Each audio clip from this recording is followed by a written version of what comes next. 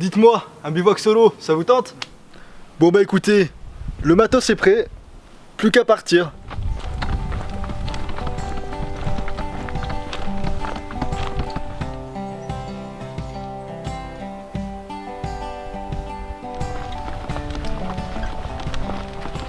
Alors, je viens d'arriver dans les bois, donc je vous explique le programme. Ça faisait quelques temps que je n'avais pas bivouaqué en solo, et étant donné que ça commençait à me manquer, alors je me suis dit, on prend les affaires et on se dirige vers les bois. Alors je vais pas très loin, c'est seulement 20-30 minutes de chez moi, puisque demain il faut que je rentre tôt, j'ai beaucoup de boulot encore qui m'attend. Mais je voulais quand même sortir ce soir, profiter un petit peu, se rapprocher de la nature et me ressourcer. Donc si vous voulez me suivre dans cette petite aventure, ce bivouac solo, alors welcome. Bienvenue au campement. Pour tout vous dire, c'est pas la première fois que je viens ici. J'étais venu il y a quelques années. Alors de souvenirs, la dernière fois que je suis venu, c'était pour bivouaquer en solo également. Et j'ai dû venir il y a un peu plus d'1 an. Je me souviens, j'avais dormi avec une petite tente tunnel. Vous pouvez retrouver la vidéo si ça vous intéresse. Ce soir, c'est complètement différent puisque ce soir, mon setup, ça va être en hamac. Je vous montrerai ça un peu plus en détail par la suite. Pour l'instant, le programme, ça va être de nettoyer un peu le campement, de reprendre les pierres propres pour créer un bon foyer et ensuite d'aller débiter du bois pour avoir du combustible pour le feu de ce soir. Allez, on attaque!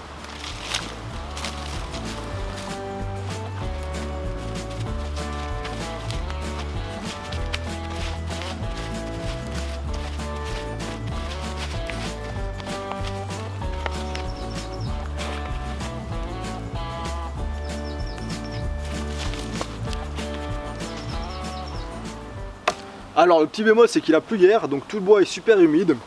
Bon, de toute manière vous savez bien, il ne faut pas ramasser le bois qui est par terre, généralement ça brûle moins bien, c'est souvent beaucoup plus humide. Le mieux c'est de prendre le bois mort sur pied. Donc ce que je vais faire c'est que je vais même pas m'embêter à ramasser le bois qui est par terre, c'est trop humide. Et je vais plutôt aller casser des branches mortes, attention j'ai bien dit mortes, des arbres, ça brûlera beaucoup mieux. Regardez ce que je vois. Un arbre mort ici. Un arbre mort là-bas qui est couché mais qui repose pas par terre, donc le bois ne sera pas humide. Ça c'est vraiment ce qu'on veut, c'est du bois mort sur pied. Là je vous dis les amis, c'est le Graal.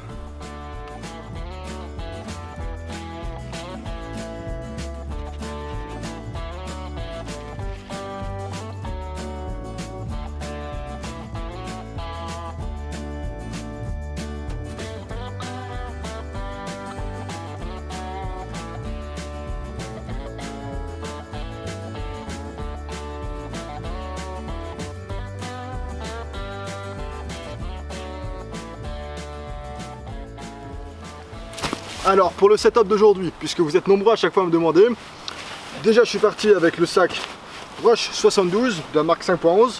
Vous devez le connaître depuis le temps que je vous en parle de ce sac là. Et sinon pour ce qui est de mon setup de ce soir, je vais ouvrir le sac, il est chargé à bloc. Parce que ce sac là il fait que 49 litres de souvenirs en volume. Et comme ce soir j'ai envie de tester quelque chose d'assez spécial, j'ai dû le charger. Hop. Alors, je vais dormir en hamac, je vous l'ai dit, Ticket to the Moon.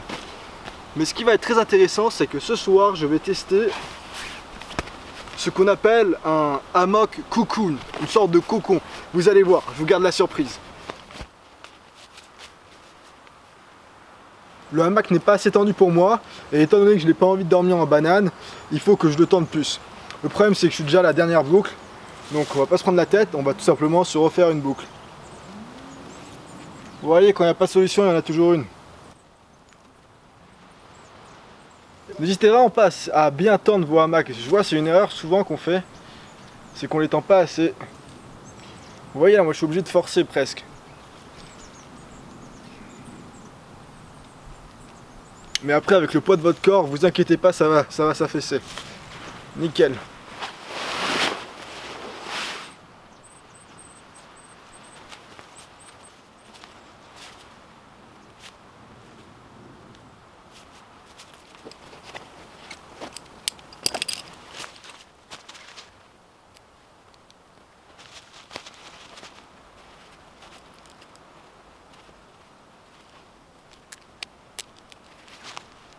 Alors peut-être que certains d'entre vous se demandent quelle est la chose que je viens de mettre sous mon hamac. C'est justement le cocon dont je vous parlais tout à l'heure. Il s'agit en fait d'une couverture qu'on installe sous le hamac, et lorsque je viendrai mettre à l'intérieur du hamac, j'aurai juste à mettre cette couverture autour de moi, fermer la fermeture éclair, et je serai complètement isolé à 360 degrés du froid. Pour tout vous dire, ça fait quelques mois que j'ai ce cocon qui traîne dans mes affaires, mais je n'ai pas eu l'occasion de le tester sur le terrain jusqu'à maintenant, tout simplement parce que dernièrement il a fait assez chaud, et ça servait strictement à rien que je l'amène avec moi dans la verte, tout simplement puisque j'aurais transpiré dans mon hamac. Mais là, étant donné que les nuits commencent à bien se refroidir, ça va être un bon premier test avant de partir en bivouac hivernal. Maintenant que ce cocon et cet hamac sont installés, je n'ai plus à me soucier du campement. Alors j'ai la tarpe dans mon sac au cas où il pleuve, mais en fonction du temps, là je suis en train de regarder le ciel, ça m'étonnerait qu'il pleuve ce soir. Après, à la montagne ça change très très vite. Donc au cas où j'ai la tarpe, pour l'instant je l'installe pas. S'il faut l'installer, je l'installerai au moment venu. Alors je commence à avoir une bonne petite cargaison de bois. Je vais encore en débiter quelques-uns. Comme ça je serai pareil pour la nuit et pour la soirée. Puis ensuite j'allumerai le feu.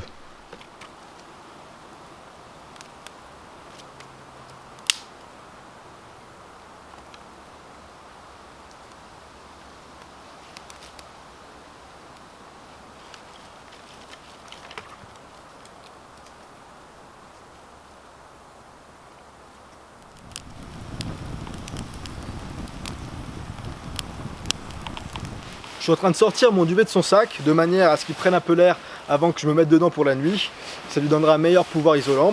Et je voulais en profiter pour vous parler 30 secondes des hamacs. Vous savez, moi je suis un grand adepte des hamacs. Je préfère de manière générale dormir dans des hamacs que dormir dans une tente, puisque tout simplement je trouve qu'on dort mieux dans des hamacs. Ceci étant dit, le problème avec ces hamacs, c'est que lorsqu'il fait froid, on va avoir du mal à s'isoler du froid. Au fait, pour ceux qui ne savent pas, je pense que la majorité d'entre vous le savent, mais ce qui donne le pouvoir isolant à ces duvets, c'est leur capacité à avoir du volume et leur capacité à emprisonner de l'air. Finalement, c'est l'air qui va nous tenir chaud et qui va nous isoler. Le souci, c'est que lorsqu'on est dans notre duvet et ensuite qu'on vient dans notre hamac, c'est que le poids de notre corps va venir compresser le sac de couchage. Ça va donc compresser le volume du sac, et donc le duvet va perdre son pouvoir isolant. En fait, c'est un peu le même principe que lorsqu'on dort à même le sol. Si vous voulez, lorsque vous dormez à même le sol et que lorsqu'il fait froid, forcément, c'est vraiment une meilleure idée de mettre un tapis de sol, autrement vous allez vous cailler les miches. Et du coup, le tapis de sol va venir un petit peu vous isoler du froid, puisqu'autrement, vous allez être soumis au principe de la conduction. La conduction, c'est quoi? Tout simplement, c'est un échange de chaleur de l'objet le plus chaud vers l'objet le plus froid. Donc généralement, c'est votre corps qui est plus chaud et le sol qui est plus froid. Donc votre corps va donner de sa chaleur au sol, de manière générale. Et donc le problème avec les hamacs, c'est que contrairement lorsqu'on dort au sol, on ne va pas être soumis au principe de la conduction, puisqu'on ne sera pas en contact avec un élément physique, mais on va être soumis au principe de la convection. La convection, c'est finalement une forme, c'est une sorte de conduction, puisque ça va faire influer le vent en fait. C'est le vent qui va nous refroidir, qui va venir en dessous et qui va du coup nous refroidir complètement. Et donc pour ça, justement, la majorité des gens, lorsqu'ils veulent se protéger, s'isoler du froid en hamac, parfois ils mettent des under blankets. Une under blanket, en français, ça doit être sous couverture. Comme son nom l'indique, c'est une sorte de couverture qui vient en dessous du sac. Donc finalement, le cocon que je vais tester ce soir, c'est une under blanket plus parce que d'une part, ça fait sous couverture, mais également ça va faire cocon et ça va venir m'isoler à 360 degrés. Et donc, ça aura deux avantages. D'une part, le cocon va venir isoler de l'air, isoler de la chaleur dans son matériau, puisque c'est une forme de duvet. Et d'autre part, le cocon va permettre de garder de la chaleur à l'intérieur de l'hamac, du hamac, pardon. Donc c'est double isolant finalement. Donc je vous dirai ça ce soir, normalement ça devrait me tenir au chaud. Alors il va pas faire très froid cette nuit normalement. J'ai vu la météo, ils ont dit que ça devait descendre dans les 2 à 0 degrés. Pas bien plus, donc normalement je vais être parfaitement au chaud. Mais là je teste vraiment pour cet hiver. Qu'est-ce que j'ai à vous dire également? Pour ceux qui me demandent à chaque fois le matériel que je prends, là, sac de couchage, je suis avec le Softy Elite 4 de chez Snugpak. Bah tiens, finalement j'ai que du Snugpak. Cocon, duvet, non, j'ai aussi du Ticket to the Moon et du 5.11 pour le sac. Pour ce qui est de ce cocon, si vous voulez faire de l'ultra léger, c'est pas le bon setup, puisque, alors j'ai plus exactement les caractéristiques en tête, mais je crois que ça s'approche des 2 kg et c'est pas hyper compact. Donc pour une nuit en bivouac, qu'on n'a pas beaucoup de kilomètres de trotte à faire, ça peut convenir parfaitement. Pour ce qui est d'un trek itinérant où il faut faire 15 bandes tous les jours, je pense que c'est pas le setup le plus adapté. Après, en termes de caractéristiques, j'avais fait une revue à l'époque sur ma chaîne, donc dans cette vidéo là je vous mettrai le lien dans la description si ça vous intéresse. Je vous donne toutes les caractéristiques. Après, la vidéo est un peu vieille, donc vous allez devoir pardonner et vous allez devoir être indulgent avec ma voix d'adolescent de l'époque. Ceci étant dit, si vous voulez juste regarder les caractéristiques, la vidéo est intéressante. Qu'est-ce que j'ai à vous dire également? Oui, récemment, vous savez, je suis partenaire avec la marque Terrang qui propose du matos de bivouac, de survie et de bushcraft, et ils m'ont transmis, j'ai pu marchander avec eux, ils m'ont transmis un code promo de 10%. Alors bien sûr je force pas l'achat, hein, vous le savez bien, mais ça peut être intéressant, je tenais à vous le dire, pour ceux qui veulent acheter et se procurer du matériel de survie, de rando, de trek, de bushcraft ou de bivouac. 10% c'est pas rien, surtout lorsqu'on parle de matos qui coûte 100 €, 200 € voire plus.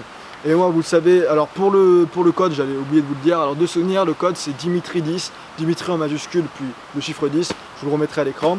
Et moi, pour être totalement transparent, vous le savez, je suis toujours honnête avec vous, je touche une commission de 5%. Donc voilà, si vous aimez bien le contenu que je vous propose, ça vous permet de me soutenir également. Moi j'aime bien le genre de situation, tout le monde est gagnant, tous les acteurs sont gagnants. La marque Terrang, elle est gagnante puisqu'elle a plus de visibilité, elle aura peut-être des ventes. Vous êtes gagnant bien entendu puisque vous avez 10% de réduction, ce qui n'est pas rien encore une fois. Et moi je suis gagnant puisque je touche une petite commission. 5% c'est pas énorme, mais ça me permettra peut-être de me payer quelques cafés à la fin du mois. Je bois pas de café, mais vous avez compris le principe.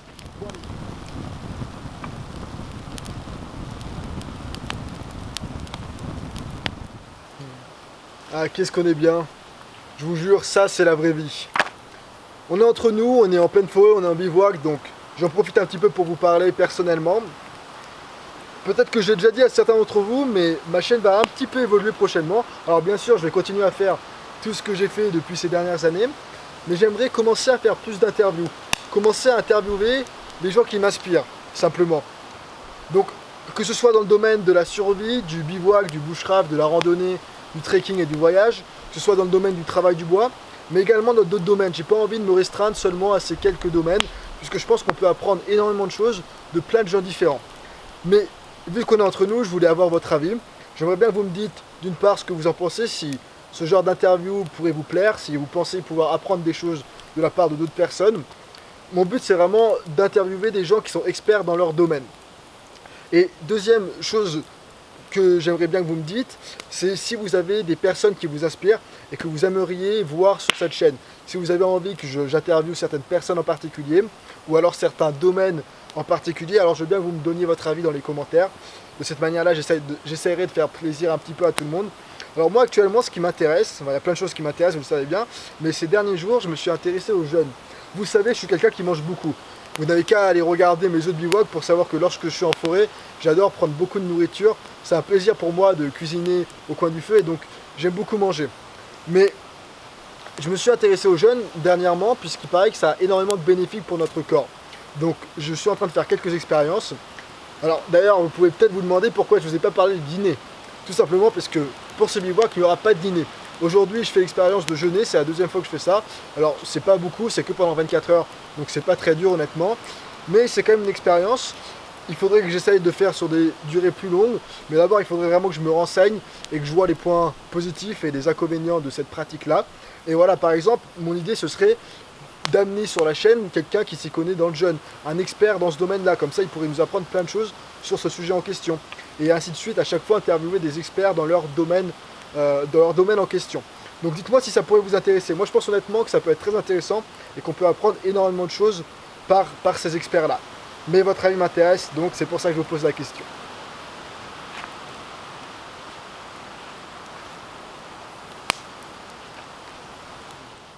Il est bientôt 19h20, la nuit va bientôt tomber. Je suis en train de profiter des dernières lueurs du jour avant que la pénombre vienne envahir cette belle forêt. Puis je profite du feu également. Il y a quelque chose avec le feu qui est magique. Je sais pas si vous ressentez la même chose que moi, mais quand tu es tout seul en forêt et que tu as un feu en face de toi, c'est le bonheur. Alors ce soir, je fais un jeûne en termes de nourriture, mais je vais quand même pas m'empêcher de boire. Et je sais pas s'il y en a qui sont comme moi, mais j'aime beaucoup boire de l'eau chaude, de l'eau tiède, de l'eau à 60 degrés environ. C'est en Asie qu'ils font beaucoup ça, en Chine ils font beaucoup ça. Pas besoin de thé, pas besoin d'infusion, juste de l'eau chaude, ça convient parfaitement. Vous savez, peut-être que vous ne savez pas, mais j'ai vécu 8 ans en Asie, 4 ans à Tokyo et 4 ans à Shanghai, donc c'est peut-être des restes de mes années vécues là-bas. En France, ça se fait pas trop, c'est vrai. Alors, on va la placer correctement, voilà.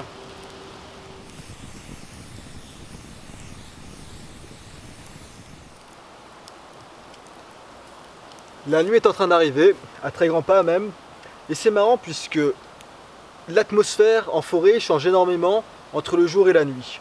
Je ne sais pas si vous arrivez à me voir, enfin bon, vous m'entendez, c'est le principal.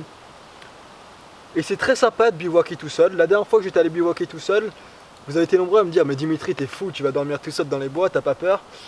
Alors oui, c'est intéressant d'être tout seul dans les bois la nuit puisque on écoute plus, si vous voulez, on fait plus attention au bruit de la nature. Alors que quand on est avec des amis, on se préoccupe moins de ça. Mais finalement, c'est pas une peur, c'est pas le sentiment de peur qui vient. C'est plus un sentiment d'être petit, puisque il faut vraiment qu'on se dise qu'on n'est pas chez nous, quand on est dans les bois, quand on bivouaque. On est chez eux. Si vous voulez, il faut le voir comme si c'était nous qui nous introduisions dans la maison des animaux, et c'est un petit peu le cas. Et donc à partir de ce point de vue-là, il ne faut pas avoir peur, puisque déjà d'une part, ils auront sûrement bien plus peur que nous, d'autre part, les animaux, les chances qu'ils nous attaquent sont infimes si on fait rien de notre côté là. Et puis c'est quand même magnifique, on est tout seul, on peut vraiment se ressourcer, on peut se poser des questions. J'aime beaucoup bivouaquer avec des amis, hein, me faites pas dire ce que j'ai pas dit. Mais c'est également très intéressant de faire l'expérience de bivouaquer tout seul, et je pense que je le ferai plus souvent puisque ça permet de se ressourcer, ça permet vraiment de profiter de chaque moment. D'une manière différente que lorsqu'on est avec des amis. Les deux sont très sympathiques. Mais là vous voyez, là je profite à mort de ce feu, je profite à mort de mon livre. Tout le monde n'a pas la chance de pouvoir lire un bouquin, sur la méditation en plus, de pouvoir lire un bouquin en face d'un feu. Et ça, faut avoir conscience de cette chance-là. Donc si vous avez l'occasion, les amis, d'aller bivouaquer tout seul, vous allez vraiment à faire l'expérience plusieurs fois. Et je pense que plus vous la faites, et plus vous en profiterez au fur et à mesure. Sur ce, je retourne à mon bouquin. Je vous l'ai toujours dit, ne sortez pas dans la verte sans votre outil multifonction. C'est tellement pratique ces trucs là. Hop. Parfait. Pile poil à la température que je voulais.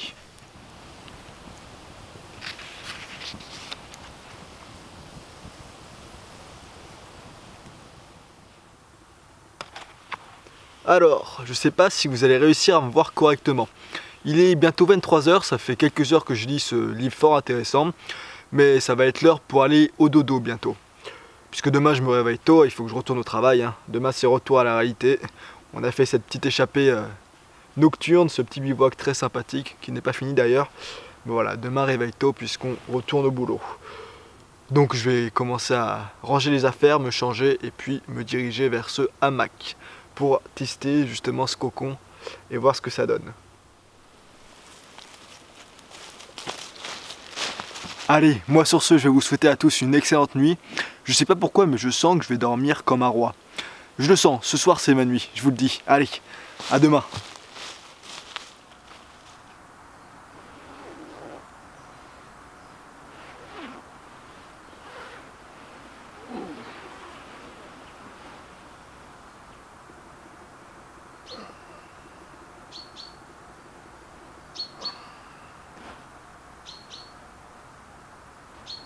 Ça va ?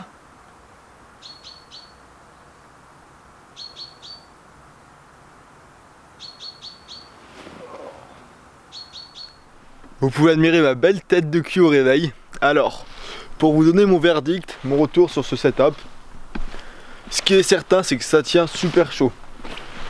Alors là, il doit faire 5 degrés actuellement. La nuit, on a dû descendre dans les 3-4 degrés. On n'est pas descendu très bas, mais il n'empêche que 3-4 degrés, ça commence à faire assez froid pour un hamac. Et les premières heures de la nuit, j'ai eu tellement chaud que j'ai dû enlever mon bonnet et enlever la moitié de mon duvet. Ensuite, je me suis réveillé à 4 h du matin avec un petit frisson dans le dos et du coup là, je me suis dit c'est un bon moment pour remettre le bonnet et pour remettre un petit peu le duvet. Mais sinon, j'ai pas du tout eu froid avec ce duvet Softy Elite 4 et cet hamac et ce cocon.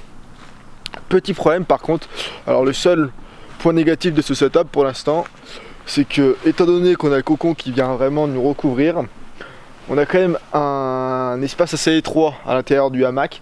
Et donc, moi, vous savez, quand je suis en hamac, j'adore dormir en diagonale pour être plus à plat. Là, c'est pas possible avec ce cocon. Donc, il faut quand même prendre ça en considération. Si vous êtes comme moi et que vous adorez dormir en diagonale, le cocon va vous obliger à dormir tout droit. Bon, bah, j'ai plus qu'une chose à faire. Commencer doucement à ranger le campement et retourner à la casa. Et en attendant, je vous laisse un petit 360 degrés.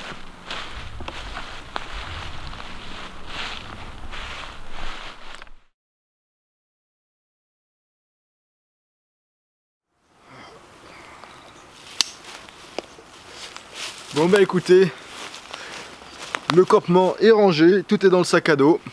Va falloir se diriger doucement vers la sortie, vers le trajet du retour. J'espère en tout cas que vous avez apprécié la vidéo. J'ai passé un super moment. J'aime beaucoup être tout seul ici dans la forêt.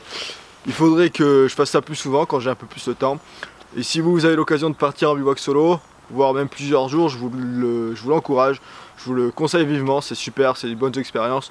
On apprend mieux à se connaître dans ces moments-là. J'espère en tout cas que cette vidéo vous aura plu. Je vous mettrai tous les liens comme d'habitude, les liens intéressants dans la description de cette vidéo.